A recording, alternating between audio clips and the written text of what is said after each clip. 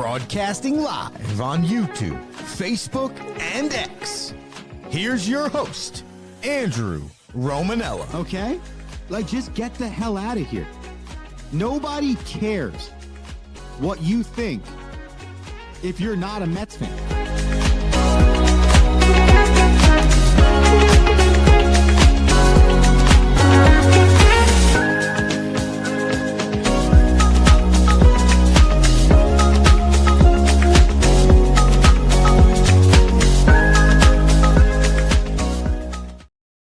What's going on, everybody? Welcome into a Thursday edition of The Rome Show, broadcasting live on YouTube, Twitter, X, Instagram, and Facebook. I'm your host, Andrew Romanella. We got you for the next 30 and change, and we are talking baseball, and we are talking football on today's show. You want to get in on the action? Give us your thoughts, your comments, or tell us that our comments are stupid. YouTube.com/The Romanellas. That's YouTube.com/The Romanellas. Hit that subscribe button, people. It only helps the show. Twitter, X, and Instagram, The Rome Show 1. That's Twitter, X, and Instagram, The Rome Show. Then the number 1 sits at the bottom of your screen, the entire show, Facebook.com/The Rome Show. Before I was getting ready for the show today, I saw a social media post from a few weeks ago regarding the most difficult sports to play based on a bunch of different categories, and that's where we're going to start today, because you know what really grinds my gears? What really grinds my gears, people, is the disrespect that comes to the game of baseball. And I'm sure there's a lot of sports out there that could feel as if the common person is unbelievably disrespecting their sport. But I saw a post via ESPN/DraftKings that I put up on social media, The Rome Show 1, Twitter, X, Instagram, if you want to see it, that rated difficulty in sport based on the following categories: endurance, strength, power, speed, agility, flexibility, nerve, durability, hand-eye coordination, and analytic aptitude. Okay, so this took all of those factors into consideration to try and figure out which sport is the most difficult, bringing everything into consideration. And from that ranking and from that system, this process came away with as boxing being the most difficult sport, ice hockey second, and football third. I got no qualms with that. My gears are not grinded because you're telling me that boxing, ice hockey, and football could be the most difficult sports to play. Well, when you break down hand-eye coordination, hell yeah, you need it in all those sports. Flexibility, durability, power, strength, endurance. Woo! Power, strength, endurance are like the definition of those three sports. So no issues with the top three. But then we get to number 4, 5, 6, 7, and 8. Okay? And this is where I have an issue with it. And maybe it's human error. Maybe it's analytical error. Maybe it's computer error. Whatever it is, it's error. Because you cannot tell me that the 4th hardest sport in all of professional sports is basketball. What? Come on now. So you're telling me that basketball is right underneath the level of difficulty of football from all of those categories standpoint? And here's the kicker. This is the best part. It has basketball rated higher than wrestling. If you've ever watched a wrestling match at the college level, you ever watched a wrestling match at the international level, That could be the most difficult sport. That's how you know that this rating system, this computer-based analytical process, this is not it, at least in my opinion. Because after basketball, you have wrestling, martial arts, tennis, and then baseball. Like, come on, man. I'm not always the guy that's going to come on here and just defend baseball to the death just because I want to defend baseball. But baseball is so astronomically harder than basketball, just at the minute basis of the sport. I mean, come on, man. But I'm not even here to argue baseball comparative to just the fact that when you look at other sports difficulties, I'm sorry, you cannot tell me that basketball is more difficult than a lot of sports. My brother says this all the time with ice hockey. Half the reason why half the people in this country don't like ice hockey is because they can't relate, because they can't skate. They can't get on the rink and actually move their legs and stand up. So why are they going to like a sport they can't relate to? Every single person in America can go outside, dribble a basketball, shoot the basketball, and play in a basketball game right now. You cannot tell me that a sport is uberly difficult or one of the top 4 hardest sports, okay? But yet, it's the easiest sport for any common person to pick up and play. I didn't say it was the easiest sport for them to pick up, play, and be elite. That's not the conversation we're having here. We're talking about difficulty of sport based on endurance, strength, power, speed, agility, flexibility, nerve, durability, hand-eye coordination, and analytic aptitude. The fact that a hitter has less than 0.3 of a second to make a decision on a pitch being thrown at 90 to 105 miles per hour instantaneously makes their sport harder than basketball. The fact that a wrestler can literally, or a mixed martial arts person can get knocked out, break a leg, absolutely get torched, be in the hospital, immediately puts it above basketball. The fact that tennis is even in this conversation right now, in my opinion, is a joke. And this is not a disrespectful thing to the sport of tennis. It's hard. Those dudes are serving the ball 110, 120, 130 miles per hour. The hand-eye coordination, necessary. Flexibility, necessary. Need some strength, definitely. But like when you start to go down the categories, if you can't easily make an argument for every category, how is it a top 4 sport in terms of difficulty? And then the best part is you go deeper and deeper and deeper down this list. And I'm looking at it, I'm going, soccer? Soccer's not higher? I mean, think about the sanctity of soccer. You're running 2 miles every game. It is literally the definition of endurance, hand-eye coordination, agility, flexibility, gymnastics. Those men and women are flipping upside down. They're on a 5-inch beam, jumping, doing cartwheels every single time a gymnast, male or female, touches the floor. There's a chance for them to be paralyzed, for them to be seriously hurt, for them to not walk away from that competition.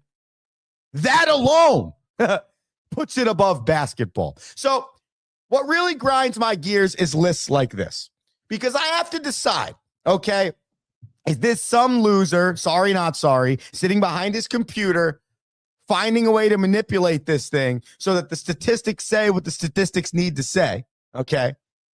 That is my issue with lists like this. I have to decide, is it someone trying to piss me off, or am I just wrong? Which is okay, too. I say this to my baseball team all the time, though it's not really helping us because we can't win, regardless. It's okay that you're wrong. Like, it's okay that if someone comes to me with a valid argument as to why they believe that somehow, some way, basketball has this unbelievable score. 4th hardest sport. Come on, man. Just think about the sanctity of the sport. You could tell me it's not the 4th hardest sport. If you get punched in the face, your sport's automatically harder than basketball, than baseball, than tennis. That's a fact. If you get punched in the face, you're fighting somebody. Your sport is already harder than basketball, baseball, and tennis. There should not be a conversation there. To finish, it's really hard to make lists like this when you start adding on different sports. Like, for example, figure skating is on here. Okay? Well, when I'm looking at figure skating, I'm like, significantly more difficult than basketball. Like, that's not even close.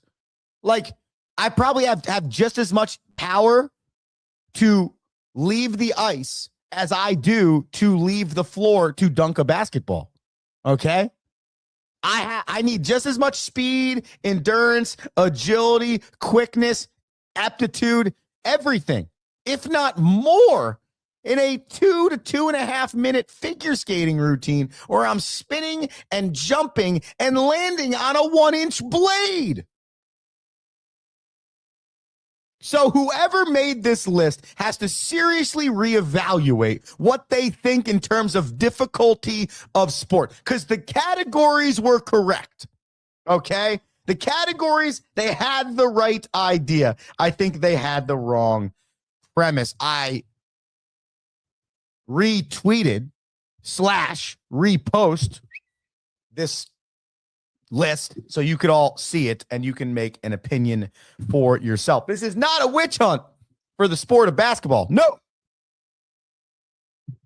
This is a purely, if we're going to talk most difficult sports, we have to have a real conversation about what makes each sport difficult. And if we're going to rate them in certain categories, those categories better equate to what it should equate to. I don't care who you are. Downhill slalom skiing is a harder sport than basketball. And I love basketball. And my basketball people out there might ream me for this. And I'm fine with that. Cool. Hammer me. Just go to youtube.com/the Romanellas and hit subscribe first. And you can hammer me all you want. But I'm sorry, you can't convince me that basketball is harder than slalom downhill skiing. You can't. You can't convince me that basketball is a harder sport than gymnastics. You can't. You can't do it. You cannot convince me of those things. I would also continue to go on and say you can't convince me on like 30 different sports. So you put out a list like that, you obviously want to get people fired up. And like I said before, you got to make the decision. That's what I'm doing right now. Was this someone just trying to piss people off, which it worked? Or is this really something that I'm missing here? And maybe my opinion on this has been wrong the entire time. No matter what your opinion is, write it into The Rome Show. The Rome Show 1, Twitter, X, Instagram. The Rome Show on Facebook. Anywhere you want, get in on the action. Just go ahead and write it in. We were talking baseball. Let's finish there. World Baseball Classic gets started today.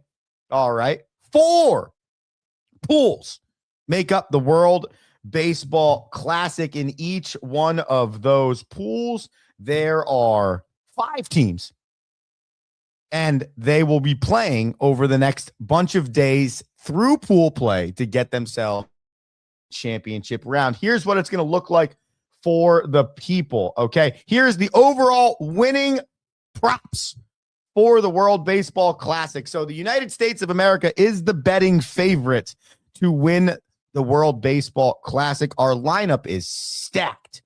Okay. If you haven't seen it, it's okay. You only missed 2 exhibition games. But tomorrow, when this team takes the field, make sure you're watching. It's going to be a lot of fun. Then the Dominican Republic, a long difference between the favorite United States and the next 2 betting favorites in the Dominican Republic and Japan. Then you got Venezuela and Mexico to round off the top 5 betting favorite teams heading into the World Baseball Classic. Here's what Pool D looks like in terms of the betting favorites for Pool D. The Dominican is the betting favorite in Pool D. However, 2 teams from each pool advance, so look at that slightly differently of the 5, okay? Venezuela, then Netherlands, then Nicaragua, then Israel. Shout out to former Rockland Boulder, current independent baseball player Jason Agresti. Had the chance to be on the Rockland Boulder staff with JA. oh man, I think it was 2016, 2017, maybe. Well, we were together for a little bit during our time there. Now he is one of the catchers for Team Israel. Shout out to JA. Pool B, that's the United States pool. I arguably think that this is going to be one of the most fun pools to watch. Okay. USA, Mexico, Italy, Brazil, and Great Britain, with USA a long shot favorite in this pool. Finally, Pool A, Puerto Rico, Canada, Colombia, Cuba, and Panama. This is one of the tighter pools.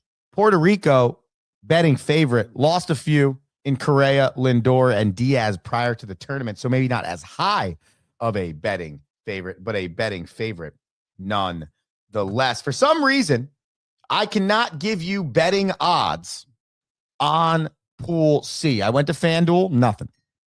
Went to DraftKings, nothing. Okay, so from what I understand, you are not allowed to put money down on Chinese Taipei, Australia, Czechia, or Korea. I don't know why, but Pool C, you are not allowed to do certain things in Pool C, but watch baseball. All right, so no betting favorites there. However, Australia did open the tournament today, earlier this morning, with a 3-0 victory over Chinese Taipei. Pool C will be played in the Tokyo Dome. Pool D will be played in Lone Depot Park in Miami. Pool B will be played in Dakin Park in Houston. And Pool C will be played in Hiram Bithorn Stadium in San Juan, Puerto Rico. So those are your 4 locations for pool play, and those are your betting favorites for this upcoming World Baseball Classic. Team USA opens up tomorrow. Do not miss it, because it's going to be a good one. This is the Rome Show. We take a quick commercial break. We come back. We talk National Football League offseason and another PED suspension in Major League Baseball. So much to do here. Stay with us on a Thursday. Back after this.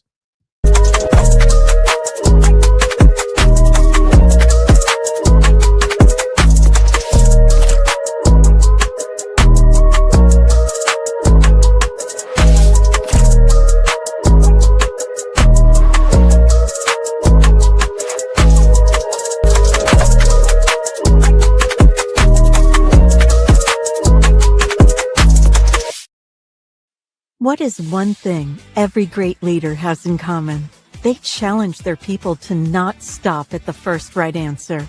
Tighten the Lug Nuts is a leadership book that will teach you how to move past the first right answer with entertaining and detailed examples founded in real-world concepts and experiences. Accelerate towards your professional goals with Tighten the Lug Nuts, one of the best leadership books available.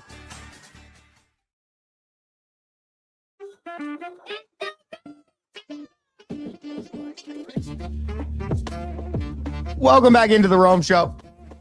We broadcast live on youtube.com/the Romanellas, Twitter X, Instagram, Facebook. So many places to get the show. We'll head right into this right now. National Football League offseason is going on.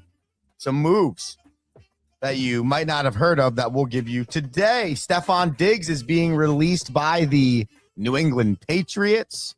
The wide receiver had a wild year. Found out he was going to have multiple kids. Made it to a Super Bowl. Improved, regressed, and now finds himself looking for a 5th team in like 6 years. The big one yesterday, the Rams, they traded for cornerback Trent McDuffie from the Kansas City Chiefs. McDuffie, in his 4th and final year of his rookie deal, the all-pro cornerback, was traded to the Rams for the 2026 29th overall pick, a 5th rounder and a 6th rounder in this year's draft, as well as a 3rd rounder in the 2027 draft. This is one of many moves being made by the Kansas City Chiefs right now, I think, to do multiple things. Obviously, it's tough when you trade away a legitimate all-pro corner. It is tough to turn around and tell your team, hey, we are trying to improve our roster and get better moving forward, because you're like, wait, well, we just traded one of our best players, right? But you get a haul back in picks, okay? You get a haul. And when you're talking about the defensive side of the ball, you're finding great defensive players rounds 2, 3, 4, 5 all the time. So if you have the right team making those draft picks, which I think the Chiefs front office has proven over the last few years, this could be and it still hasn't played out yet, but it could be more of a New York Mets situation than a New York Jets situation. What do I mean by that? Well, it looks bad at first, right? Holy crap, we got rid of that guy. That guy didn't re-sign. That guy signed somewhere else. We got rid of that guy. And you're like, wait, those are our best players. How are we going to look any better going into next year than we did this year? And then a few months goes by, some time happens. You start to put some plays, some factors out there into play. Oh, and then you get to the draft, right? And then all of a sudden your offseason might look different. That's what's going on with the Chiefs right now. Last year was the last string of whatever that 5 to 7 year run was that saw them get 3 championships. Now it's time for a change. Guys get older, contracts change. You need to make some adjustments. That's what's going on right now in Kansas City. Might look difficult on the onset because your quarterback is still Patrick Mahomes, but they are not doing this to just forget, oh, we're good, we did a good job, we'll wait 10 more years to get back. They're doing this so they can find a way to retool as quick as possible. Doesn't look sexy on paper, okay? But the Chiefs have a plan. We'll see if they can execute it. Part of that was trading Trent McDuffie. Defensive tackle Jonathan Allen has been released by the Vikings, and tight end Jonnu Smith has been released by the Steelers. Jonnu Smith was traded to the Steelers prior to the season starting from the Miami Dolphins. There was a lot of promise there linking up with Aaron Rodgers and then having DK Metcalf on the outside. Didn't work out as well as you would like. Jonnu Smith had 222 receiving yards and 2 touchdowns last year for the Steelers, but still a solid tight end piece on the market for some people out there looking for a tight end. Jonathan Allen, that defensive tackle for the Vikings, he had just signed with the Vikings. He had 68 tackles and 3.5 sacks, but I would go ahead and believe because of the production or lack thereof from a man making nearly $16 million, the Vikings are looking to save some cap space. And that's the big thing right now, ladies and gentlemen, with all of these National Football League teams. The salary cap has increased nearly $22 million. Each team has a salary cap now of roughly $301 million. Okay. So the salary cap increases in the offseason, and it gives you a different vantage point of what you believe your team can look like going into the next season, right?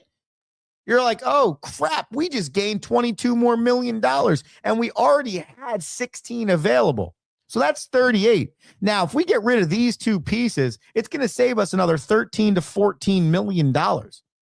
And though that guy's a really good player, we believe we can find 68 tackles and 3.5 sacks from somebody making half the amount of money. That's a smart business decision. However, it's difficult for fans to understand because the fans like the name, they like the person they've been cheering on, they like who their team is more times than not, especially good teams. It's different. If you watch the Raiders trade everybody away, you kind of understand it. You see Max Crosby unhappy in Las Vegas, it makes sense. Okay? They're a poorly run organization. Hell yeah, he wants to get the F out of there. But when it's the Chiefs, the Steelers, well-run organizations, the Rams, that's when you start to scratch your head if the move doesn't look right. But these are well-run organizations. These are organizations proven to be great year in and year out. Got to trust that and believe they're making the right decisions for the team.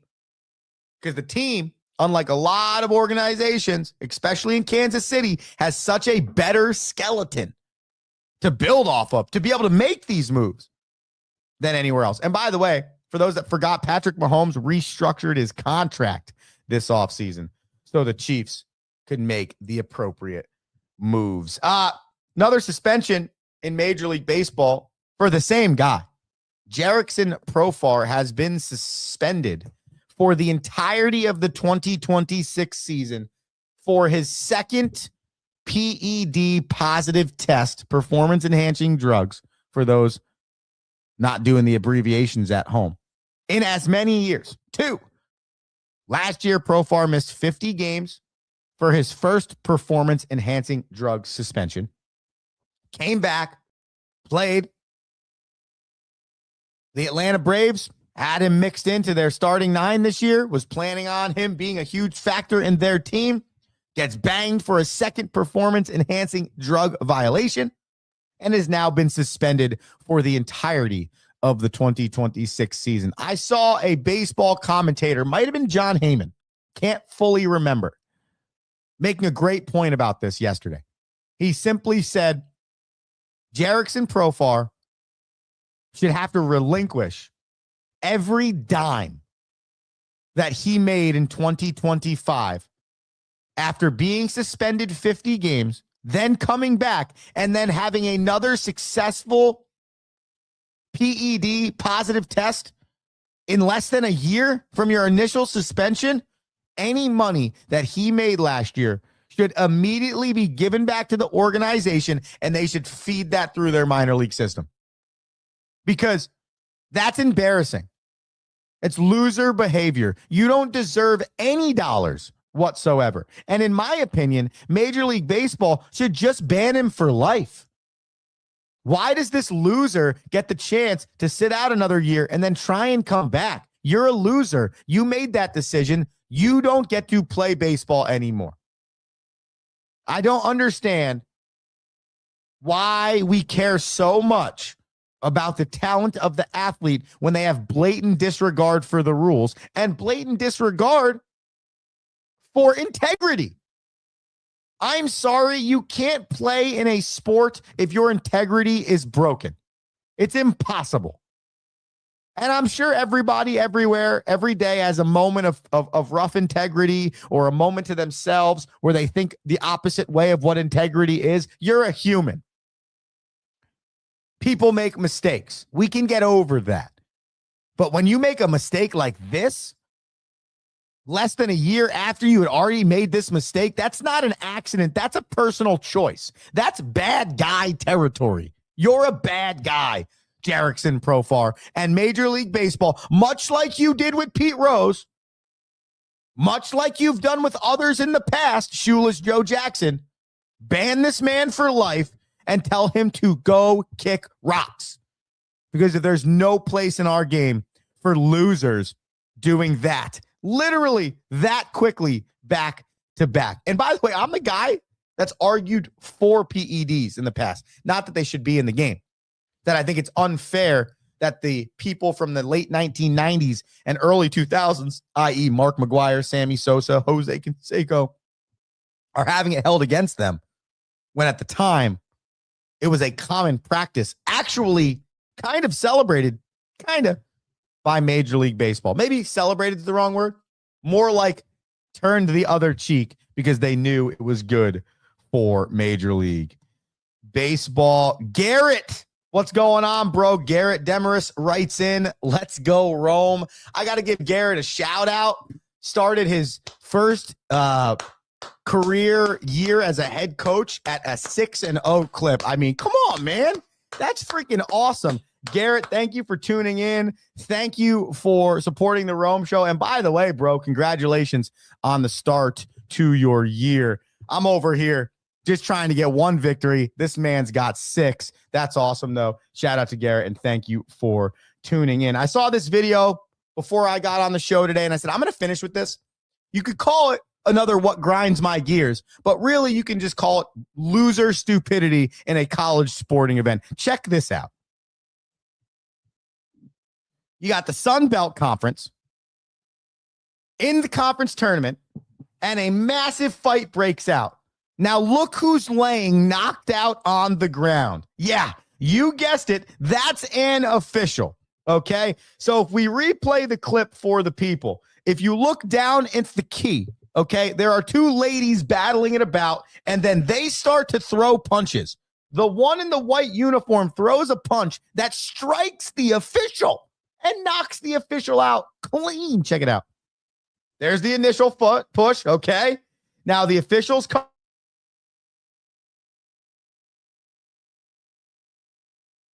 And now we have an official knocked out on the floor, and we have an all-out brawl in the fourth quarter of the Sun Belt tournament on the women's side. Yeah, this really does grind my gears. What it really does is, it's like, this is loser behavior, okay? This happened at our level 2 weeks ago.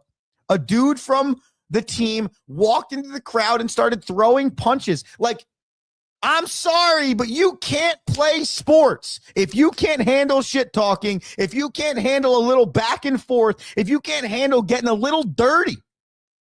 And it's funny because did I not start this show by ranting about how people talk about how basketball is the hardest sport to play? Well, in basketball, this loser behavior happens all the time.